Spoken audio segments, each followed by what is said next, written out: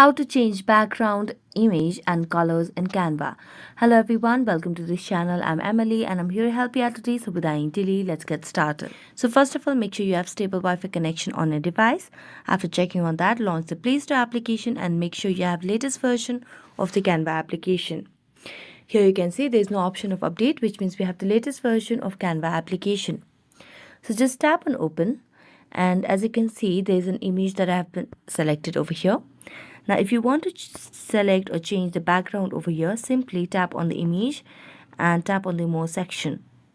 Scroll down and here you can see to set this image as background. You can do that as well. Now if you want to change the color, you can just tap on the image again and then tap on the color option. Here you can select whichever color is more convenient for you. I'm going to select on this one. So you can just select very randomly over here. And as you do that, you can just go back and change it. So that's it. Thank you so much for watching this video. See you next time.